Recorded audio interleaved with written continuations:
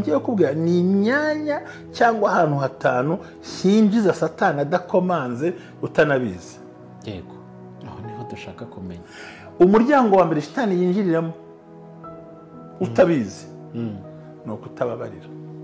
Ngo ibyo ureba none arya amaso y'abantu kubera kureba amafilimi y'amafaranga uko bakora uko none bya bindi umuntu arimo arebesha amaso ye bigatwara ubwonko bwe, byamara gutwara ubwonko bwe agatangira akaba addicted kuri icyo kintu. Abo bari bazazya za pornography, abo bari bifilimi y'ibikozaso by'intambara, bya bintu basoma bari imbere, iby'amaso y'umuntu arimo areba nabyo byinjiza abadayimoni. Satani injira mu buryo bworoshye. Aho bimenye. None se barabibirwa kuri internet bigenda bite? Nazero gushorera amafaranga umuntu utazi kwasa. Ni ikibazo. Ntimwahuye, ntumuzi, umugiriye icyizere kuko wabyumvise to. Ntabwo uri ibyo bintu nyine. None uko yaregeye muri televiziyo barya ureba abana bacu bicwa n'amatelefone, ibyo uri mureba ubwabyo. Na marembo. Yinjiza satani atabuze. Bisaba ko ugomba kugira indi myumvire iri hejuru yo kureka icyo kintu.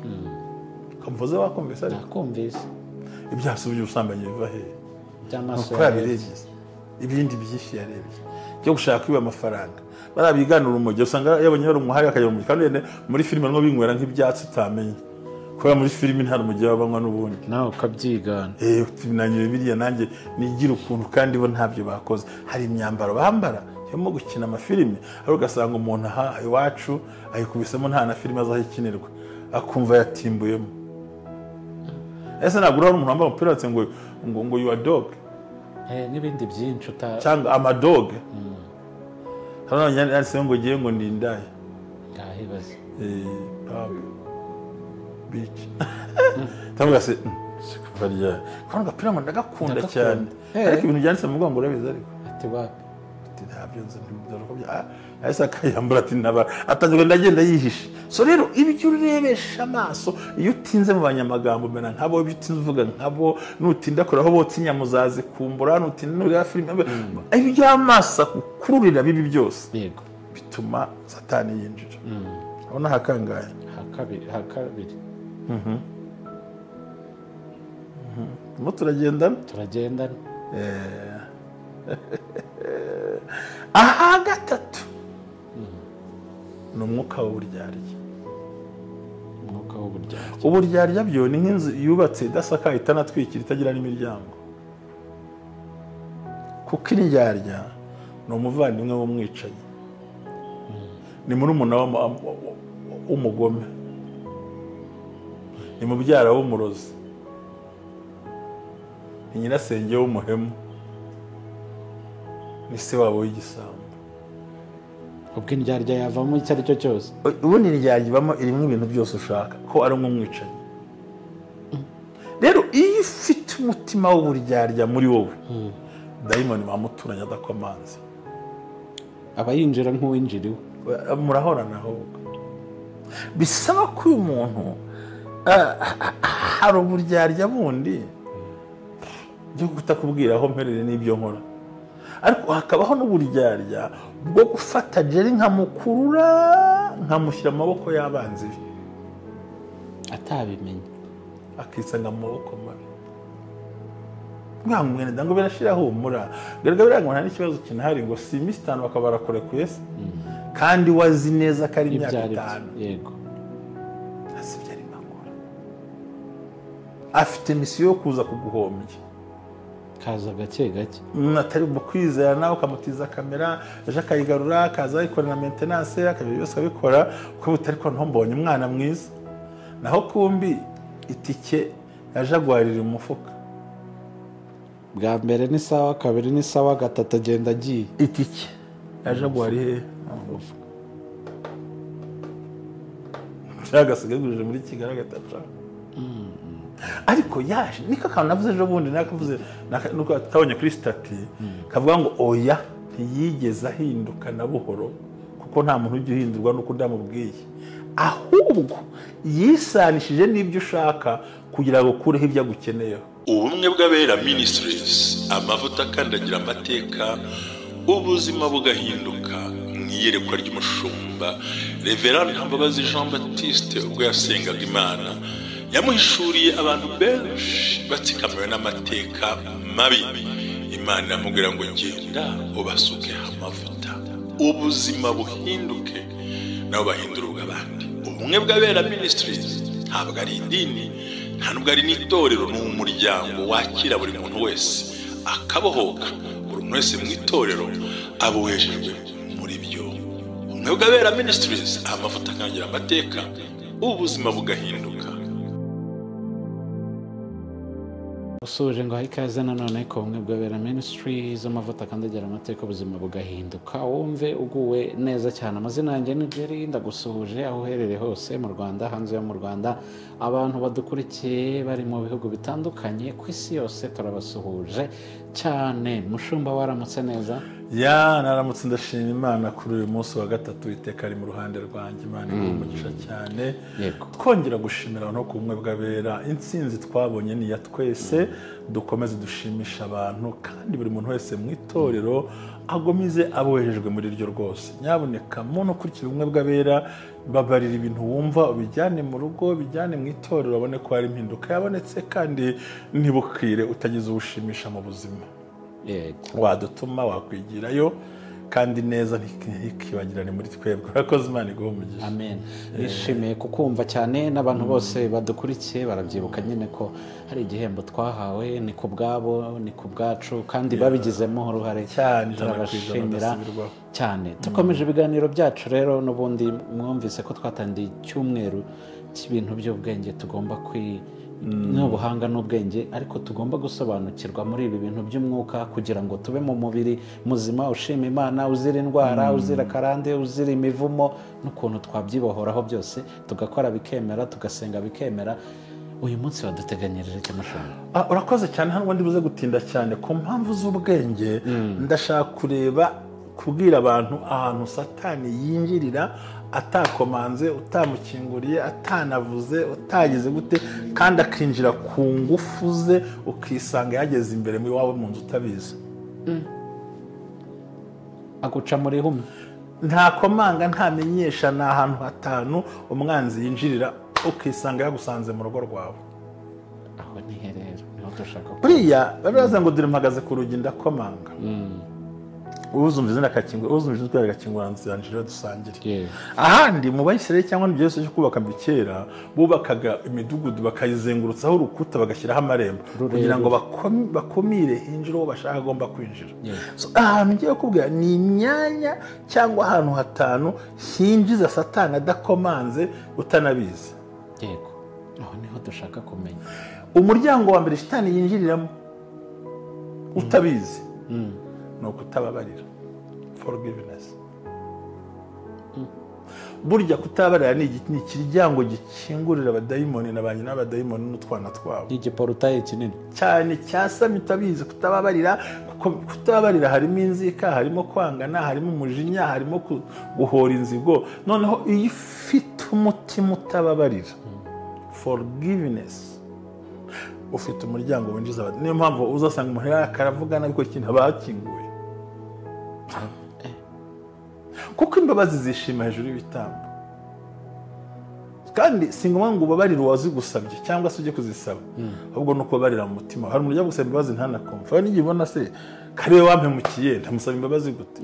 Ako n'ahantu barakibaza. Yego, uzi ukuntu yaguhemukiye ntabusaba imbabazi ukababara, wirinda kumucira urubanza buryo wamubabariye ukabyihorera. Nda kumucira urubanza gusa, ariko bizakugora. Ibi bintu birakomeye. Dore impamvu bizakugora. Inkovu yaguteye abakitoneka, noneho wajya kubabarira ugakongera gukora muri ya nkovu. Ngahibaze nawe wabigenza ute? uzarega igisebe gikomereka buri munsi ntigikira. Ntabwo gikira. Utangiye kwiyandayanda wumva bamuha imbabazi akongera akajombamo. Turi abantu ntabwo twe ntabwo turi Imana. Ariko ikintu cya forgiveness, kubabarira, iyo utababariye ni umuryango urangaye. Na stade ntibirangaye hari banza nagari bagira igihe bayikinga. Barayikinga nyine, iyo nta bikorwa biri kuyiberamo barakinga. Ni ikiryango kirangaye. Icyo ni icya mbere wacyumvise. Twavuze akantu kavuga gutya ngo uwaguhemukiye ntagusabye imbabazi. we n'ikiri bukore kugira umubabarire ni uko utamucira urubanza muri wowe ukareka kumucirira urubanza. imiryango y'abadayimoni bayifunze. Yego. ku muryango wakubise, umuryango wa kabiri satani ajya yinjiriramo ni ibintu urebesha amaso yawe. Amaso se ko areba byinshi, areba byinshi. ubu muri iyi minsi urabona ukuntu abantu bari kwicana. Ubwicanyi bwaragwiriye. ni ukubera kuri televiziyo, ni ubwicanyi bushingiye ku irari ry'ibintu. umuntu akakubarira amamiliyoni y'amadolari hariya, umuntu ahubwo ngo genda acuruzaga amagi ngo umunsi ntunze imodoka, ukibaza igi ryabyaye imodoka, ariko hagati aho nta kubwira makanaki zabayemo. noneho abantu makanaki barabashekeje.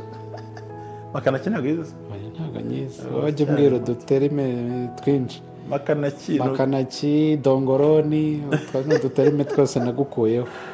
ariko makanaki bivuga ibindi bindi. makanaki rwose. makanaki ni imvugo yo muri za 86 90. ni ukuvuga ni uburyo uhangana n'ibibazo byawe bucece, ugaca hagati y'abakurwanya ukayibakuramo batabizi, ukatura n'abarozi bakajya baroga saa 8 waciye saa 10. mbega ni ukuntu ujongera imyumvire, imitekerereze n'uburyo bakazashiduka icyo banze kugeraho ugifite mu ntoki, kandi bararwanyaga ugifite mu ntoki. niyo bita makanaki. marigondi yasika kabisa. aho urabivuga nivuga ngo uti ariko ubundi buriya nivuga ngo ni uburyo ki umenya, uhitamo, ukora, ujongera, mbega ku buryo icyo bashaka kubuza bazashiduka ugize gute ugifite. yes.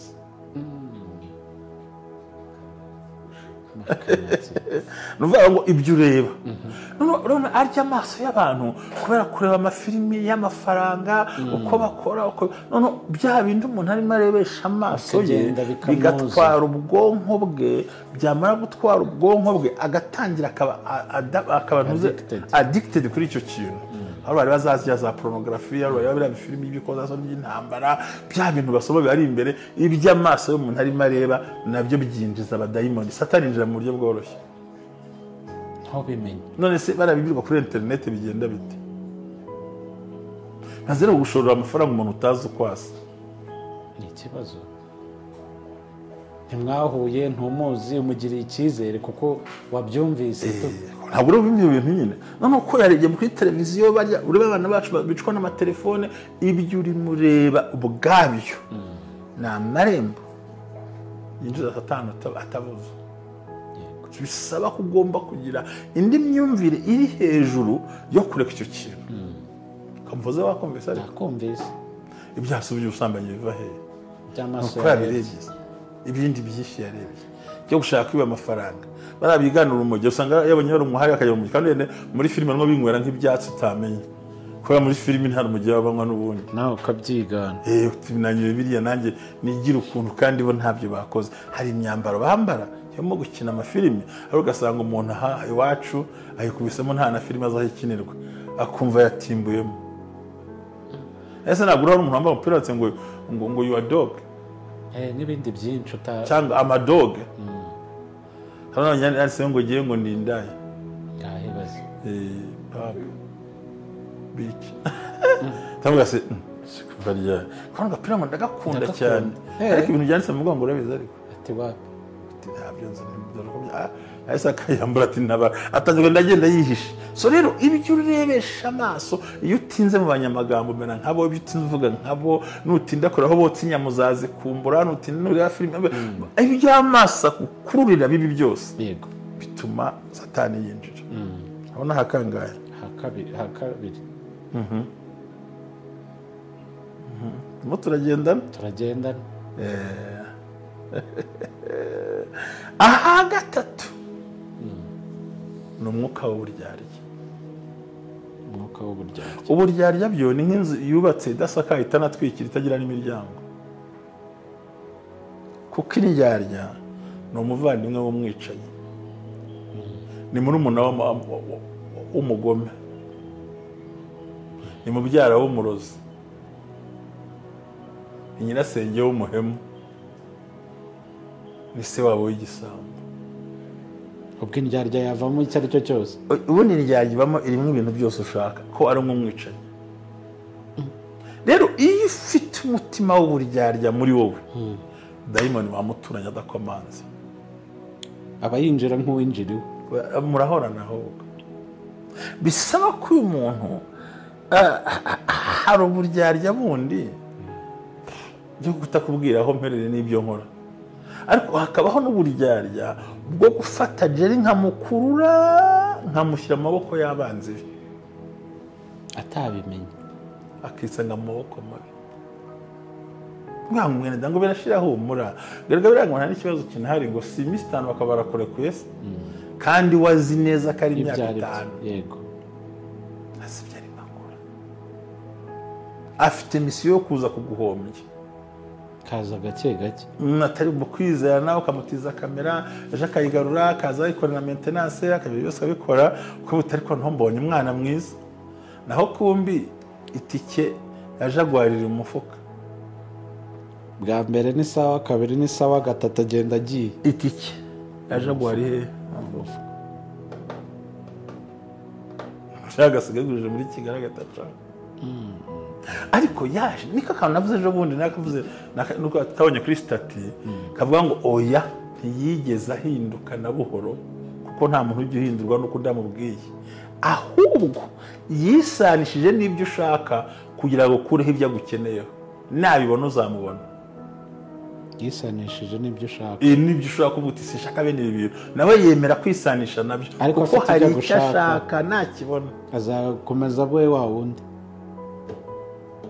ushingiye ukuntu abagabo n'abahungu basaba kuba ngo nukuri ushaka kuzabana nawe, uyu munsi ntabwo dufite abakobwa bagumiwe, ahubwo araza akiyereka kuba muzakundana, yagera ku cyo akwiye kugeraho, kumbi n'irari ry'umubiri nishimisha mubiri ryamuteraga nta rugo rwa ruri murimo, nta byari bihari. wowe icyo ashaka ukawuburyarya ufungura Satani. icya kane ni ukudatanga ubugugu. mu bintu Imana ijya yanga umuntu w'ikigugu, yanga umuntu w'ikigaba. twaherewe dutangire ubundi natwe.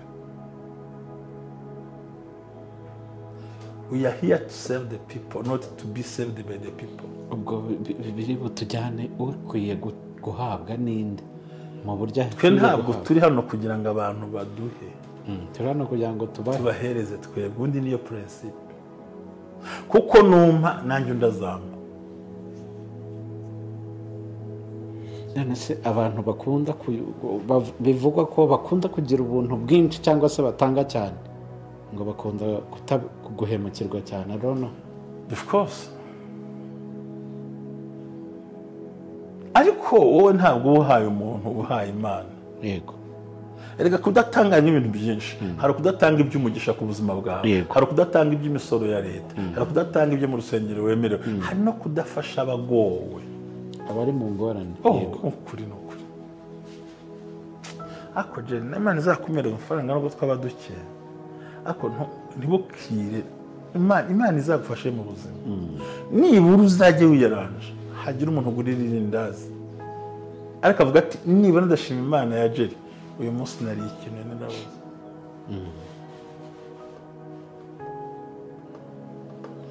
ntaganire n'umuntu umwe afite ijambo kudatanga. yego kudatanga rero naho naryo byinjiza abadayimoni. arambwira ati ndumva brosheti impumurira. brosheti iraguhumurira ati ese ugwamara zingahe? ati namara nk'ebyiri cyangwa 3. none se ubwo 3 ni 4,500 kandi kilo ni 6,200 hano i Gahanga, kilo cy'inyama. ndamubwira nti uwakwiyana tugashaka andi mafaranga ukagura ibiro 2 ukajya mu rugo mu gihe itaracyakokereza ku gati kamwe, ariko isosi itogota abana bakazamo agasupu n'agasosi mukarya, si ibyishimo byagwira mu rugo kuruta uko ujya gushikuza ibiti 2 ntuhage. bana bakaba ntabyumvise ko mbana basiga ibishyimbo mu rugo. ndamubwira ntazo nkuguriye, wowe inyemerera umushinga nkubwiye, niba utwariye akanyama kokeje ubwira umugore atunga agashita guheza ati sirwana yotse ku ruhande ariko atashye arambwira ati bwo nabonye ko ati ko ninje umwana ndamubwira ko papa ngo dukumbuye inyama watwarazibuze papa waragize arazifite tugire abo dushimisha ikintu cyo kwitanga no gutanga biba bigaragaza ubumana n'ubumuntu nyamuntu kandi Jerry tuza ubumuntu bwarabuze rero wenda niyo mpamvu bumwe tuza aho tuvuye yego ariko aho tujya ntabwo tuhazi kandi ntabwo tuzi uzaturerera itoze kugira neza kuko wa mwana uzamuye mu gahinda bazamusaba idosiye ari minisitiri cyangwa nawe ubwawe bikazaba ngombwa kudatanga nacyo kiri mu bindi bintu bishobora gutuma satani yinjira uko yishakira. Icya gatanu cya nyuma ni ikintu bita kwirengagiza uwo uri we. Kwirengagiza uwo uri we, kwirengagiza aho ukwiye gusenga, kwirengagiza inshingano zawe, cyane cyane gusenga, gutunga urugo no gufata responsibility, ukihunza ibyakurebaga. Ibintu niwe bireba, biri mu nshingano zawe ariko ukazihunza, ntushaka kuzireba. Abadayimoni binjira nk'ababyigana. Yego. Kuko abana bazasonza, umugore asonze nyine nza buri cyakora nawe buri cyukora, mbega ibintu akavuya kuze mu mutwe, none abadayimoni bakunige burundu. Ngaya mayira agera kuri 5 Satani yinjira amadakomanzi. Kandi waza gusanga byose nta na kimwe kiri hanze, kiri ku muntu ubwe.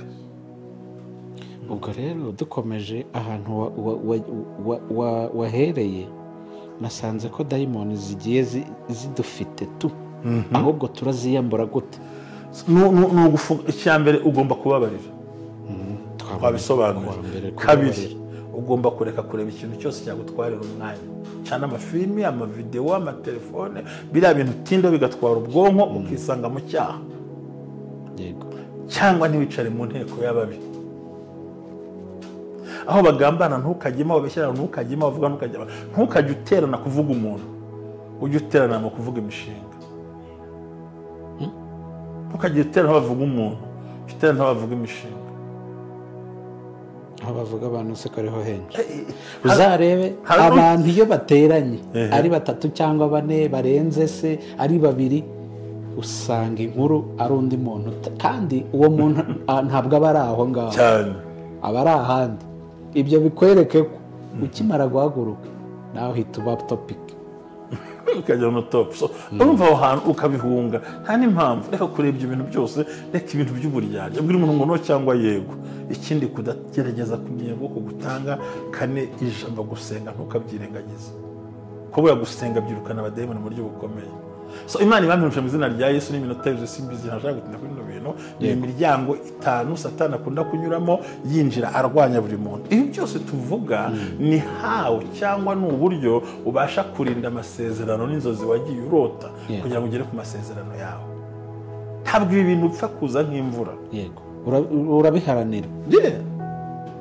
Ntabwo byoroshye kuba baruta gusaba imbabazi, twonye ko ari ugutamucira urubanza. Ntumutekerezeho. Ubivuze byoroshye, ubicamo vuba vuba, nyamara kubishyira mu bikorwa ni ikintu gikomeye. Birakomeye, ariko ugomba kubitekerezwa bikora. Ntabwo umugore ngo niwanzaniye Satani ngo ntarashakana ari uyu, n'ubundi wari uhari ko ibintu warabyirengagije. Haza umuntu yirengagiza inshingano ze, kurengagiza ibyo azakora. Rero iyo tubwira ku mwebwe abera minisitiri tubashimira, gerageza. Barangiza ngo dayimoni ndakwirukana, ndashwiragiza, ndahutera, ndahurutura, ibindi bagatera imigeri, abandi bagasaragura. Ikoze umuntu usaragura gutya, ahubwo yafashe umutima akawushwanyaguza, karuwinjije shitani. Umunwa wazanye Satani. Umugabo aravuga ukavuga, abana bavuga ukavuga, ntuzi guca, ntuzi guceceka, ntuzi koroha, wigize isasu ryo mu ntuzi, uri muri macuri igifaru, uravuga akavuga, uri inkubura kubitura amanyuro. Urujya bwati ndi inkomanda twika ndarinda murana kubye tatecwe uvugira hejuru. Uravugira muri Twitter, wavugiye muri bwa. Hari ikintu maze kubona, kuba wajya mu rusengero ugasenga, ugasoma Bibiliya, ukumva ijambo ry'Imana ni byiza. Ariko nibi bintu byo kubumwe bw'abera nabyo biba ari ngombwa kugira ngo umuntu abyumve, abyiteho. Nutabyumva byo reka nkubwire, wanga gukora ikintu cyo kikazagukoresha cyangwa kikakugiraho ingaruka wajya kiragukoresha. wanze gukora ngo urwanye inzara izakurwanya usare. Wanze gukwepa inama yawe ugiye kwicara aho bazaguhindukirira, kuko ucukura ibuye yicwa naryo, utyaza inkota n'iy'umujomba. icyo wagaburiye nicyo kikwereka. Wanga gufata ihene igihebe bwakwirirwa heba nkayo. Iyo utazituye no ku gasozi hakiri ku manywa bukira bigusaba kuhebeba kugira ngo nayo ihebe yumve igere ngo ni mwene wayo kandi niba yiziki nudakora ikintu kizagukoresha kandi yagukoresha amabara. Nudakora ngo urwanye ibintu byo uzabireka byo bize bikurwanya bigukora icyo bishaka, kuko ntabwo abana bazarira kane bashonje kandi hari umugabo waguterese uzaryamada azakurambika. Ariko ubwo ubutaye iki agaciro, ariko iyo uza gukora ntawagutinya no kukwegera. Yego nuko inzozi zihundika ukuri. Ntidufashe Imana ahubwo dutekereza gukora neza, byose Imana ikabikora. Yego. Que Dieu vous bénisse. Murakoze cyane mushomba. Amen.